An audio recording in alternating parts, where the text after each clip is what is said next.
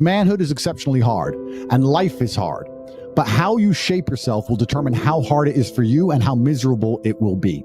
As a man, there is no easy life. Your life is not about being easy. Your life is not about being happy. Your life is always going to be difficult. All of the pain you feel, all of the sadness you feel, you're supposed to feel as a man, and you have two effective binary choices. You either go through the suffering and go through the trauma and go through the hardship it takes to be a man of value, or you suffer eternity as a nobody. And being invisible, I would argue, is almost worse. You can have a very stress-free life if you work in Starbucks. You don't care about the Starbucks once you clock off. You go home, you play video games, and you exist until you die. That's stress-free, but you have to suffer being a nobody. Alternatively, you can go out there into the world, try and implement your mark on the world, work hard, try to get rich, more money, more problems. You can try and start a business, the stress of that. You can lose your girlfriend because all you're doing is working. This is a new level of stress, a new level of trauma, but at least you'll be a somebody at the end of it. There's two ways to suffer. You either suffer as becoming a somebody, or you suffer as a perpetual and forever nobody. What did Napoleon say? He said, "Glory is fleeting, but obscurity is forever." Absolutely. Glory is fleeting, but obscurity is forever. And when he says fleeting, that's a really good point, because everything in life is rented, especially your glory as a man. When you have a good body, it is not a good body as complete. It's not finished. You haven't completed the task. You have rented that good physical condition. You must train every day to retain it. Everything is rented. Your body, you don't just get a good body and you're done. You still have to go to the gym every day to maintain that good body. You don't just get a hot girl and it's done. You still have to work hard for her to always love you and respect you. You don't just start a business and now you're rich. No, you have to start a business and work on that business every day. If you take your eye off the business, it will fail. Everything in life is rented. So when he says glory is fleeting, he's also absolutely not correct, because glory is fleeting and you have to constantly and endlessly work for it and make sure that you never stop. Otherwise, it will be taken from you. But obscurity is forever. If you never make a mark on the world, then you effectively never existed.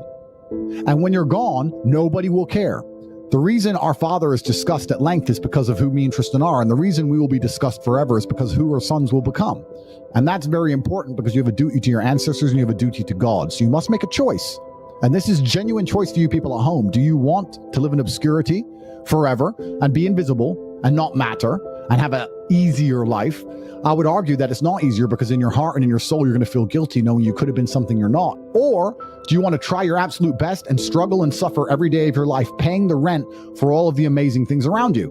We pay endless rent. We pay rent for our bodies. We pay rent for our relationships. We pay rent to keep our kids. We pay rent to keep our business. We pay rent to keep our freedom. Every single day is work to pay the rent. It's absolutely never ending. And you have to make that choice. So if you have a pen and paper in front of you, you need to decide, do you want to be invisible with a lower rent bill, or do you want to be important and work hard and suffer to make sure that the rent is paid? It's a choice you must make, and it's binary, and you must be extremely dedicated towards the decision you finally make.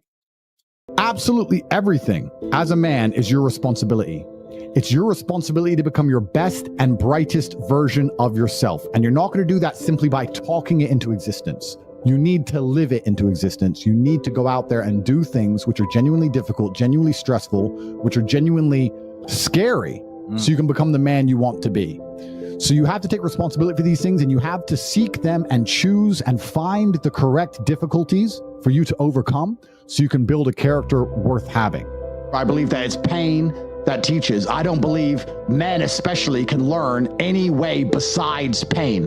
We talk about learning a lesson the easy way or the hard way, and I'll tell you something. We've all been offered chances to learn a lesson the easy way our entire lives. And guess what? We didn't learn anything, and we kept doing it.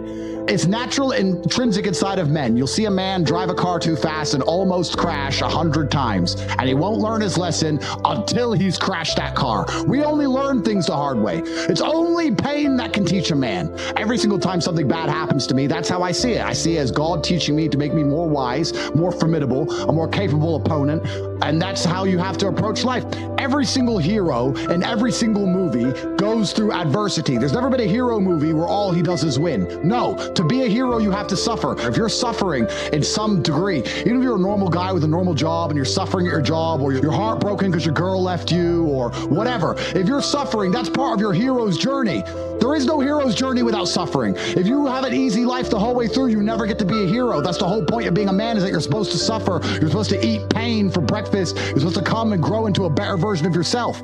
That's exactly what life's supposed to be about as a man. If you want to be a superhero in life, you need to understand that For 80% of the movie, you're going to suffer. For 80% of the movie, you're going to lose. Watch any superhero movie. For 80% of the movie, it is nothing but pain and frustration and difficulty. And when your life is that way, you have a chance to grow into something fantastic, and you should thank God for every difficult thing he puts in your path. Think about a superhero movie. A man is unfairly imprisoned in a Romanian jail cell and trained so hard he emerges stronger than ever before. That is a movie. You get to live a movie as a man if all you had was some balls. We are living movie scripts. Why? Because we have bravery. Most men sit there and wonder why they're depressed because you don't get to live a movie. You're not the main character of anything. You're not even a secondary character in anyone else's movie. You're an unimportant nobody because you were afraid your entire life. You've lived like a coward your whole life. You were afraid of what might happen if you have some balls. And then you wonder why you're depressed. I'd be depressed if I was you. Of course, your life sucks. I'd rather go to jail as me than live free as you. Because when you're free, you can't even do anything. You can't go where you want, you're broke. You can't have sex, girls don't want you. You can't speak because no one listens. So what are you free to do? You're more in jail than I ever was. The system does not make rules for the good of you. It makes rules for the good of the people who make the rules. And a lot of the life paths laid out to the average man at home today is not for their own good. It's only going to lead them to depression and misery. Do you think you're a force for good? I absolutely not really know I'm a force for good because I'm a force for truth. And truth is a good thing. Without truth, we're going to end up in absolute tyranny and slavery, and we're already on our way there. I think there's a whole swath of the population, especially young men, that feel disenfranchised. I haven't put a magic spell on the world. The fact that people like what I say means that they agree with me deep inside. They may be afraid to say it themselves, but I am seen as a bastion of free speech and a bastion for masculinity as a whole, because a lot of men are largely forgotten about. I mean the best for people. I want everyone to be successful. I want the world to be a better place. And I think the world's a better place based on the back of strong men who stand up for what they believe in. I think that's how the world's always been a better place. The Matrix programming says the opposite. They're telling us that to be a better place, all the men need to be weaklings and compassionate without any morals or without any hard lines or beliefs. And they must talk in a very, very soft way. And we need to be very, very compassionate and very, very tolerant and all these things. But if you look at history, the only times things were peaceful and nice is when strong men stood up with their swords and said, no, this is mine and this works this way. No one's going to come fuck with it. I think that masculinity and strength is what makes things beautiful. It's what preserves things, and it's what we need more of. This is what's missing from the world. Masculine men have a duty to provide and protect those they care about. We have a duty to do things we don't feel like doing because we know we're supposed to do them. And it's your duty as a man to stand up and say, I want to be as important and strong and good-hearted and God-fearing as possible, and I need to work hard to achieve those things. If you cannot control your own mind, then you are just a feather in the wind of life. Because your own mind is the only thing you can control. You can't control the weather. Right. You can't control other people. You can't even control whether your heart stops beating. You might have a heart attack tomorrow. You can't control anything besides what you think.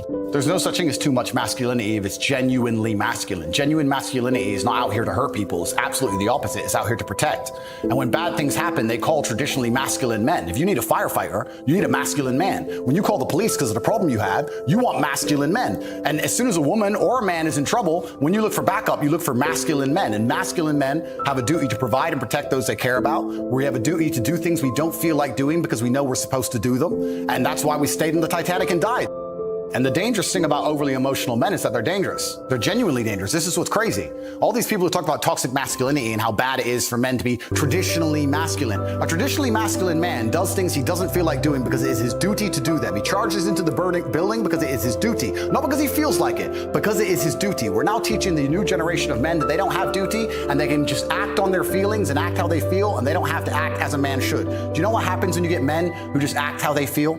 You get school shooters, you get violence, you get rapists. Men who do not control their emotions are dangerous. If you find a man who is stoic, he's not going to hurt people. He's going to sit and think about his actions very carefully, and he's going to be a good man who protects and provides for his family. You find a man who just acts out on impulse and does whatever he feels like, you're going to find a dangerous man. Sitting here telling men to cry more and act with their feelings and it's okay to feel this way, that way, etc., and have no self-control. That is why we have the problems we have in the world. Absolutely and utterly wrong. So when they talk about toxic masculinity, they have it completely inversed on its head, completely and utterly wrong. We need to be teaching stoicism. We need to be teaching young men to understand that the world is very, very difficult. It's hard to be a man. You're going to feel bad sometimes. You need to suck it up and perform anyway. Not to sit there and cry your eyes out or blame other people. We're living in a comfortable world now where people think, oh, it doesn't matter. But you know what? To some degree, it does matter. It does matter. And I'm going to tell you who it matters to. It matters to your soul and it matters to God. I stand in the mirror with a pure heart, I know I am the best version of me that could possibly ever exist. I know that God is proud of me. There's nothing that God hates more than sloth and laziness. If God were to create a man and that man were to sit around and do fuck all, God will frown upon you. It's why you're never lucky.